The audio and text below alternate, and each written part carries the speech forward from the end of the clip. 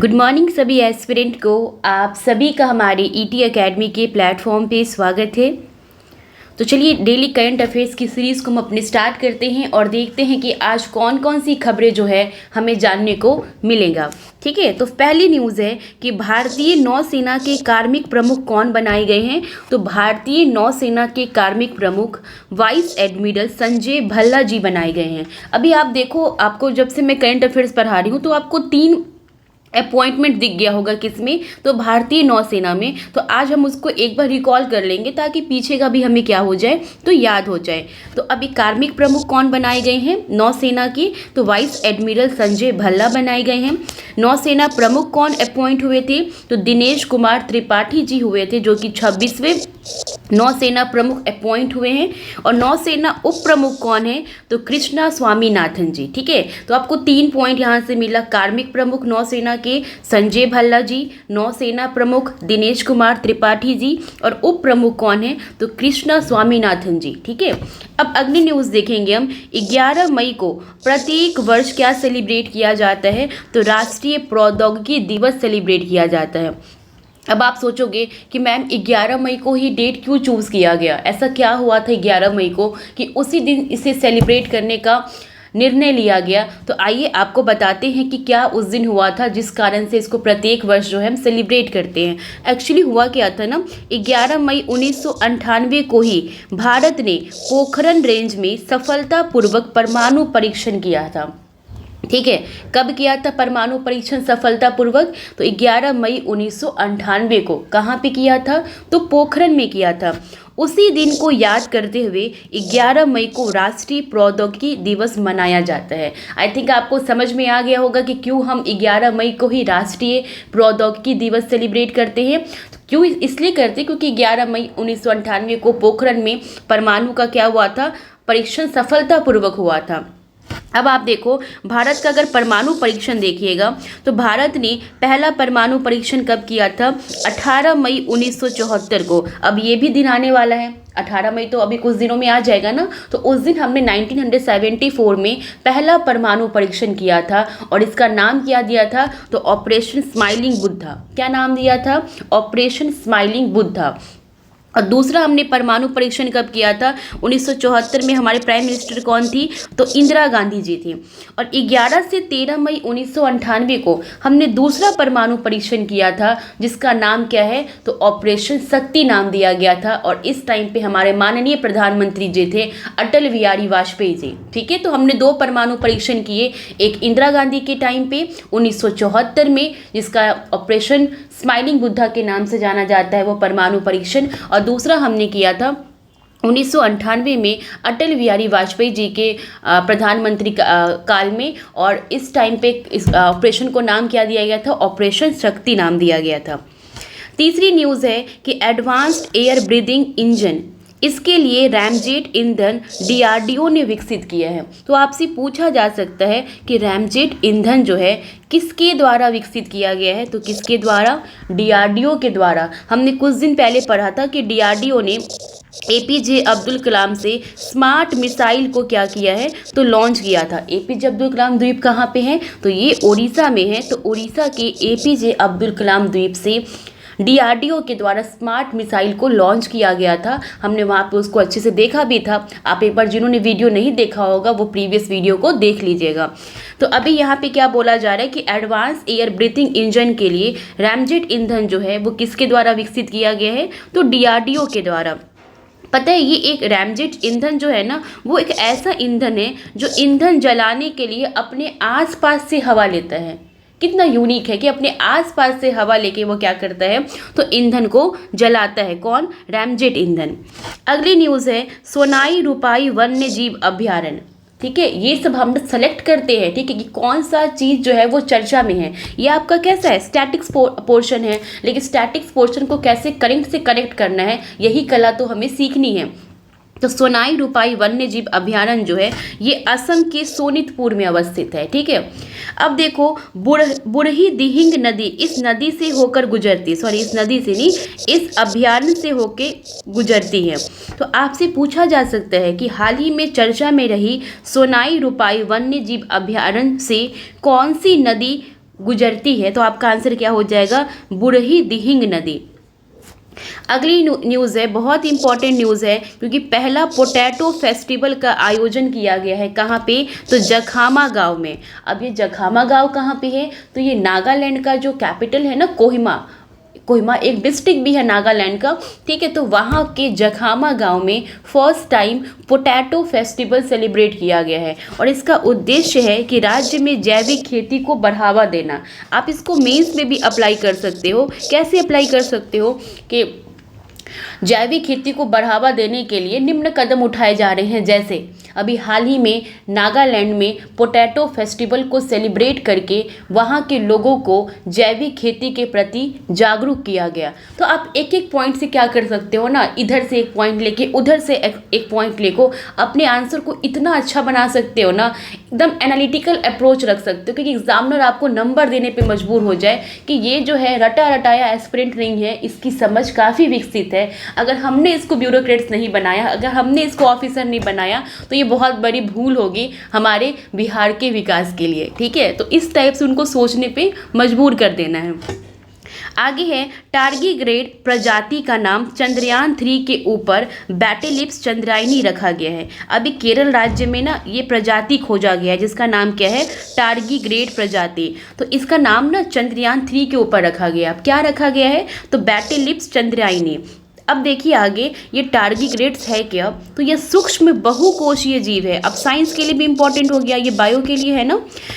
टारगीग्रेड्स कैसा जीव है, तो ये बहुकोशीय जीव है। आपसे पूछा जा सकता है कि टारगीग्रेड्स जो है किस प्रकार का जीव है, एक कोशिकीय, बहुकोशिकीय, तो आपको याद रखना है ये बहुकोशिकीय है, मल्टी सेलुलर है, जिन्हें आमतौर पर जल भालू, मॉस पिगलेट के रूप में भी जाना जाता है। मतलब टारगीग्रेड्स को हम जल भालू और मॉस पिगलेट के रूप में भी जानते हैं, जो सभी महासागरों में पाया जाता है। ये स्टेटमेंट के तौर पे क्वेश्चन पूछा जा सकता है, क्योंकि आप देखो 69th की अगर पेपर को आप देखोगे तो वो टोटली क्या कर रहे हैं, न्यूज़पेपर को फॉलो कर रहे हैं। साइंस का वो क्या कर रहे हैं, न्यूज़पेपर को वो क्या कर रहे हैं, तो फॉलो कर रहे हैं। तो आप इस चीज़ को एकदम ध्यान में रखना कि टारगीग्रेड्स जो चर्चा में था वो सभी महासागरों में पाया जाता है, उसको जल भालू, मॉस पिगलेट के रूप में भी जाना जाता है, और वो एक बहुकोशिकीय जीव है।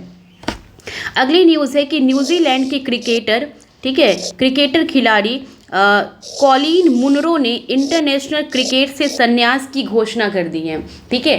तो अब क्या है, चूंकि उन्होंने संन्यास लिया है तो चर्चा में है, तो आपसे डायरेक्ट ऐसे क्वेश्चन पूछेंगे, कॉलिन मुनरो का संबंध किस देश से है, तो किस देश से है, न्यूजीलैंड से है। और कॉलिन मुनरो का संबंध किस खेल से है, तो इनका संबंध क्रिकेट से। लगभग इन्होंने अंतर्राष्ट्रीय में 125 से ऊपर अंतर्राष्ट्रीय मैच खेले हैं। साहित्य श्रेणी में ऑटोबायोग्राफी के लिए पुलित्जर पुरस्कार 2024 किसे प्रदान किया गया है, तो क्रिस्टीना रिवेरा गार्जा को। आप सभी लोग जानते हैं कि पुलित्जर पुरस्कार जो है ये मीडिया के क्षेत्र में, मतलब पत्रकारिता के क्षेत्र में दिया जाता है, लेकिन ये साहित्य के क्षेत्र में भी दिया जाता है प्रत्येक साल। तो इस बार जो 2024 में साहित्य श्रेणी में पुलित्जर पुरस्कार जिन्हें मिला है वो है क्रिस्टीना रिवेरा गार्जा। उर्दू लेखक सलाम बिन रज्जाक का निधन हो गया अभी हाल ही में, ठीक है। अब निधन वाले क्यों इंपॉर्टेंट हो जाते हैं, क्योंकि इन्होंने अगर कुछ पुरस्कार हासिल किया है, इनकी कोई कृतियाँ है तो उन्हें हमें याद रखना है। तो अब सलाम बिन रज्जाक जी का हमें एक फेमस कृति है जिनके लिए इनको 2004 में साहित्य अकादमी अवार्ड प्रदान किया गया था। तो क्यों प्रदान किया गया था, किस कृति के लिए, उस कृति को हमें ध्यान में रखना है, ठीक है। तो क्या है, शिकास्ता बूतों के दरमियान, मतलब सलमान बिन रज्जाक जी जो है उन्हें शिकास्ता बूतों के दरमियान उनके कहानी संग्रह के लिए 2004 में उन्हें साहित्य अकादमी अवार्ड से नवाजा गया। अगली न्यूज़ है, WTO जो वर्ल्ड ट्रेड ऑर्गेनाइजेशन है उसने ट्रिप्स एग्रीमेंट की 30वीं वर्षगांठ मनाई है, ठीक है। तो अब देखो ट्रिप्स एग्रीमेंट है, तो अगर आप इसके बारे में देखो तो ट्रिप्स का फुल फॉर्म क्या होता है, trade related aspects of intellectual property rights, ठीक है। तो ये जो ट्रिप्स एग्रीमेंट है इसकी वर्षगांठ किसके द्वारा मनाई गई है, तो WTO के द्वारा। हाल ही में केरल ने वेस्ट नाइल फीवर के केस के अलर्ट जारी किए। केस के बाद क्या कर दिया इसने, तो अलर्ट जारी कर दिया। एक्चुअली ना वेस्ट नाइल फीवर का केस दिखा कहाँ पे, तो केरला में। तो केरला गवर्नमेंट ने क्या किया कि वहाँ पे इस केस के बाद ही अलर्ट जारी कर दिया। अलर्ट जारी करने का मतलब ये होता है कि अपने लोगों को अवेयर कर देना कि देखो ये जो फीवर है, ये जो केस है, आप इससे सावधान रहिए क्योंकि ये जो केस है वो दिख गया है। तो इसलिए वहाँ पे लोगों को अलर्ट कर दिया गया है। अब आप देखो वेस्ट नाइल फीवर के बारे में देखोगे तो ये किस मुख्य प्रजाति से होता है, तो क्यूलेक्स पीपियन से होता है। ये सारे साइंस के क्वेश्चन है। साइंस में बायो के क्वेश्चन आप बोलते हो ना कि कहाँ से देखें, आपको स्टैटिक्स पोर्शन तो बायो का पढ़ना ही है, वो आपको एकदम अपना कंप्लीट रखना है। लेकिन न्यूज़पेपर से आपको यही सब चीज़ निकालना है जहाँ से एग्जामिनर का ध्यान जाता है कि अच्छा यहाँ से क्वेश्चन उठा लेते हैं, कि वो देखना चाहते हैं क्योंकि आप ऑफिसर बनने जा रहे हो ना, तो आपको पता होना चाहिए कि आपके राज्य में, हालांकि केरला आपका राज्य नहीं है, ठीक है, लेकिन आपको पता होना चाहिए कि किस राज्य में किस टाइप की बीमारी का प्रकोप जो है आ रहा है। तभी तो अगर आपको पता होगा कि क्या प्रॉब्लम है तभी तो आप निदान ढूंढिएगा। अब ऐसा बिना प्रॉब्लम का निदान थोड़ी ढूंढा जाता है। इसलिए कहा जाता है कि अगर लाइफ में मुश्किलें आए तो अपने आप को बहुत खुश नसीब समझिए क्योंकि भगवान जी ने आपको कैपेबल समझा है कि आप मुश्किलों का क्या कर सकते हैं, समाधान कर सकते हैं। आप देखिए सबको मुश्किलें नहीं आती हैं, उनकी लाइफ बहुत ही ईजी और बहुत बोरिंग होती है। अगर आपके लाइफ में मुश्किलें आ रही हैं, प्रॉब्लम्स आ रही हैं, तो आप खुद को बहुत लकी समझिए क्योंकि आपको स्ट्रॉन्ग बनाया जा रहा है, आपको सिचुएशन हैंडल करना सिखाया जा रहा है। और ये बहुत लकी होते हैं ऐसे इंसान जिनको ये सारी प्रॉब्लम मतलब कि आते हैं। अब जानबूझ के प्रॉब्लम वो जो ले लेते हैं ना, वो वाला प्रॉब्लम की मैं बात नहीं कर रही हूँ। अगली सबसे पहली बार 1937 में युगांडा के वेस्ट नाइल में इस वायरस की पहचान की गई थी, ठीक है। इसलिए आप देखिए सबसे पहले ये जो वायरस है कहाँ पे पहचाना गया था, युगांडा में। कब, 1937 में। अगली न्यूज़ है कि रसिया ने टैक्टिकल न्यूक्लियर वेपन के साथ युद्ध अभ्यास करने की घोषणा की है। किस देश ने टैक्टिकल न्यूक्लियर वेपन के साथ युद्ध अभ्यास करने की घोषणा की है, तो रसिया ने की है। अब ये टैक्टिकल न्यूक्लियर वेपन क्या है, तो ये बड़े पैमाने पर रेडियोधर्मी प्रभाव पैदा किए बिना दुश्मन के ठिकानों को नष्ट करने के लिए डिज़ाइन किया जाता है। बहुत देखिए बहुत ही अच्छा से कोई रेडियोधर्मी प्रभाव पैदा नहीं करेगा और दुश्मन के ठिकाने को पता करके उसे नष्ट कर देगा। ये कौन सा वेपन है, तो टैक्टिकल न्यूक्लियर वेपन है। और इसके साथ ही युद्ध अभ्यास करने की घोषणा किस देश के द्वारा की गई है, तो रसिया के द्वारा की गई है। अगली न्यूज़ है कि एशियाई अंडर 22 युवा मुक्केबाजी चैंपियनशिप में भारत ने कितने मेडल जीते हैं, तो 43 मेडल जीते हैं। देखिए ये जो है इस मुक्केबाजी चैंपियनशिप में इंडिया ने 43 मेडल जीते हैं, जिसमें से 12 स्वर्ण हैं, 14 रजत है और 17 कांस्य है। याद रखना है 12 गोल्ड, 14 सिल्वर और 17 ब्रॉन्ज है। अब आप देखिए ये जो एशियाई अंडर 22 युवा चैंपियनशिप मुक्केबाजी वाली हुई थी, इसका आयोजन कहाँ हुआ था, तो कजाकिस्तान में है। देखिए ये इंपॉर्टेंट इसलिए है ना क्योंकि भारत ने इसमें अच्छी खासी अचीवमेंट हासिल की है। क्योंकि आप देखो इसमें पहला स्थान तो कजाकिस्तान का है 48 मेडल के साथ, बट दूसरे रैंक पे कौन है, तो हमारा देश इंडिया है। कितने मेडल के साथ, 43 मेडल के साथ। अब हमने ना इसमें थोड़ा सा एक और मॉडिफाई ये कर दिया है कि जितने भी स्वर्ण पदक विजेता था उनका मैंने नाम लिख दिया, क्योंकि मैंने 69 में एक प्रश्न देखा था, स्पोर्ट्स से था, तो पूछा गया था कि मतलब कि उनका आई थिंक ये पदक पूछा गया था कि कौन सा उन्होंने मेडल लिया है, ठीक है, इस टाइप का पूछा गया था क्वेश्चन। तो इसलिए एक बार इसको सरसरी निगाह से देख लीजिएगा कि भारत के स्वर्ण पदक विजेता कौन कौन है। तो विश्वनाथ सुरेश, विश्व मुक्केबाजी चैंपियनशिप में विश्वनाथ सुरेश 48 किलोग्राम वर्ग में, निखिल 57 किलोग्राम वर्ग में, आकाश गोरखा 60 किलो वर्ग में, पूनम पूनिया 57 किलो वर्ग में, प्राची 63 किलो वर्ग में। तो एक बार आप सरसरी निगाह से देख लोगे ना तो आपके सबकॉन्शियस माइंड में ये चीज़ चला जाएगा। विश्वनाथ सुरेश, निखिल, आकाश गोरखा, पूनम पूनिया और प्राची। अब देखिए लॉकबिट, अभी हाल ही में आपको न्यूज़ में ना लॉकबिट देखने को मिला होगा। तो लॉकबिट क्या है, तो ये रैंसमवेयर वायरस है, ठीक है। लॉकबिट क्या है, तो एक रैंसमवेयर वायरस है। ये क्यों चर्चा में है, क्योंकि यूएसए ने रूसी नागरिक दिमित्री यूरीविच खोरोशेव को लॉकबिट रैंसमवेयर में शामिल होने के कारण दोषी ठहराया। अब देखिए यहाँ पे चूंकि लॉकबिट की चर्चा हो गई, तो इसलिए ये न्यूज़ में था। तो अब हमारे लिए क्या इंपॉर्टेंट एग्जाम के पॉइंट ऑफ व्यू से, वो ये थोड़ी पूछेंगे कि क्या हुआ था मामला क्या नहीं, वो तो हमसे ये पूछेंगे कि हाल ही में चर्चा में रहा लॉकबिट का संबंध किस चीज़ से है। तो आपका आंसर क्या होगा, रैंसमवेयर से। अगली न्यूज़ है, मणिपुर के राज्यपाल अनुसुईया उइके ने स्कूल ऑन व्हील्स पहल की शुरुआत की है। तो स्कूल ऑन व्हील्स पहल की शुरुआत किसके द्वारा की गई है, तो मणिपुर के राज्यपाल अनुसुईया उइके के द्वारा। अब इसका उद्देश्य क्या है, तो राज्य में 1 साल से अधिक समय से चली आ रही जातीय हिंसा के मद्देनजर राज्य में राहत शिविरों में शरण लिए हुए छात्रों को शिक्षा प्रदान करना।